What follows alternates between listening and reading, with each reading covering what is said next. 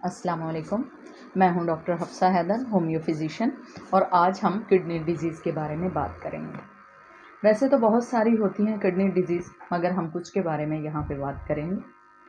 तो kidney failure क्यों होता है या किडनी ख़राब जो है वो क्यों होती है? बेसिकली हम कुछ ऐसी मेडिसिन जो है वो इनटेक करते रहते हैं, वो खाते रहते हैं जो प्रोलॉन्ग होती हैं, काफ़ी लंबे अरसे से हम उसको यूज़ कर रहे होते हैं, जो उसका साइड इफ़ेक्ट होता है वो किडनी पर पड़ता है। जैसे कि बीपी के जो पेशेंट हैं वो मेडिसिन खाते रहते हैं, या डायबिटिक पेशेंट होते हैं, या कुछ लोगों को ऑस्टियोपोरोसिस होता है, ऑटो इम्यून जो मेडिसिन होती हैं, अगर वो लोग खाते रहते हैं तो उसका जो साइड इफ़ेक्ट है वो किडनी पर पड़ता है, जिसकी वजह से किडनी फेलियर जो है वो हो जाता है, ये किडनी ख़राब जो है वो हो जाता है। और बहुत सारी ऐसी चीज़ें भी हैं, ऐसी मेडिसिन भी हैं जो स्टेरॉइड बेस होती हैं। स्टेरॉइड बेस की वजह से उन्हें पेन जो है वो तो ख़त्म होता हुआ महसूस होता है, मगर उसके जो साइड इफ़ेक्ट हैं वो किडनी के ऊपर होते हैं। दूसरी इसकी जो बड़ी वजह है वो ये है कि हम जो बहुत कम पानी पीने की आदत होती है, तो ये भी किडनी फेलियर का सबब बनती है, क्योंकि सीवियर किस्म का जब हाइड्रेशन हो जाता है तो किडनी जो है उसका काम है बार बार पानी को फ़िल्टर करना। जब एक नया पानी अंदर नहीं आएगा, वो पुराने को ही बार बार जब वो फ़िल्टर करेगी किडनी, तो उसमें ओवर एग्रीगेशन जो है वो होना शुरू हो जाता है, जो कि सबब बनता है किडनी फेलियर का। अगर आप अल्कोहलिक हैं, आप बहुत ज़्यादा शराब पीते हैं, बहुत ज़्यादा बहुत देर से आप पी रहे हैं, तो उसके जो इफ़ेक्ट हैं वो किडनी पर पड़ते हैं और किडनी फेलियर का सबब बनते हैं। और एक बहुत ही कॉमन एक वजह है कि हम जो रश इलाका में रहते हैं, एक ऐसी जगह पे रहते हैं जो गुंजान आबाद होती है, या ऐसी जगह जहाँ पे शहरों में लोग रहते हैं, तो वहाँ का जो बेस होता है, जो जिस जगह इन्वायरमेंट में हम रह रहे होते हैं, वो बहुत पोल्यूशन ज़्यादा होता है, उसमें बहुत ज़्यादा पोल्यूशन होता है। और उसमें मल्टी जो होते हैं ना, मादनियात ज़्यादा पानी जो होता है, वो मेटल उसमें बहुत ज़्यादा पाया जाता है पानी के अंदर, या प्रिजर्वेटिव जो चीज़ें हैं वहाँ लोग खाते रहते हैं, और उसका जो प्रोसेस फूड का जो प्रोसेस होता है अंदर, वो अच्छे से पच नहीं पाता, जिसकी वजह से किडनी का फेलियर का सबब बनता है। और प्रिजर्वेटिव जो मेडिसिन होती सॉरी सब्जियां हैं, वो खाने की वजह से भी, उस फूड की वजह से भी, और पेस्टिसाइड बेस भी जो होती हैं सब्जियां, जिनको खाद लगाया जाता है, और वो भी किडनी के फेलियर का सबब बनते हैं। और ख़ास तौर पर जो हैवी मटेरियल वाटर होता है वो भी किडनी को तबाह करने का सबब बनता है। इसकी वजह से भी किडनी जो है वो ख़राब हो जाती है। और अब हम आते हैं इसकी अलामात की तरफ, कि इसकी जो वो किस तरह का, जिसका किडनी फेलियर हो रहा होता है, बेसिकली ये फ़ौरन नहीं होता, ये आहिस्ता-आहिस्ता से होता है। यानी इसलिए आपको बताना चाह रही हूँ मैं कि इसके साइंस होते हैं, हमें अंडरस्टैंड करना चाहिए कि किस तरह के इसके साइन होते हैं।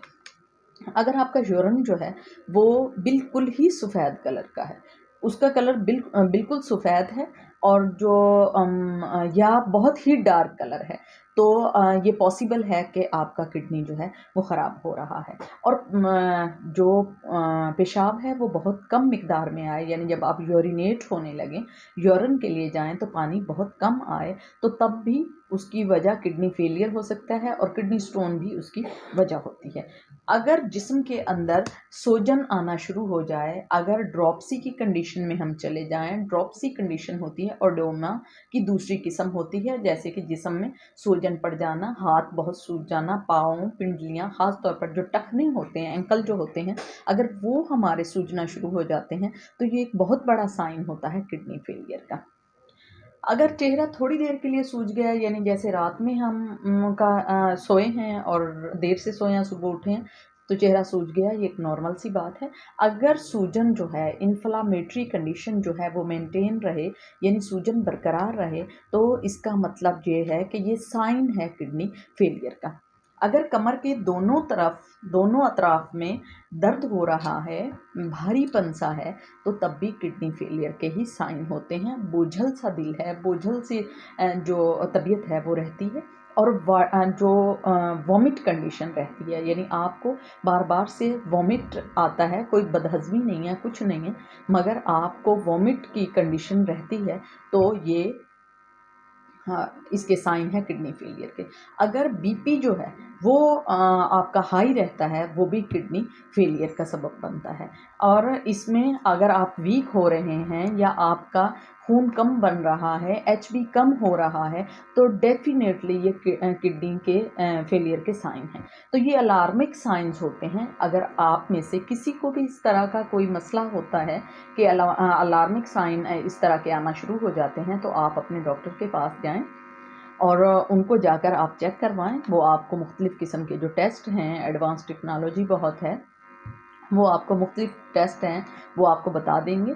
तो आप CKD है वो करवा लेंगे, रेनल फंक्शन टेस्ट है, उसके अलावा MRI है या अल्ट्रासाउंड सोनोग्राफी, वो आपको बता देंगे। यूरिन के भी टेस्ट होते हैं बहुत सारे जो किडनी के मुतालिक होते हैं, तो आपको जो है वो बेहतरीन तरीके से डॉक्टर आपका जो है वो समझा सकता है।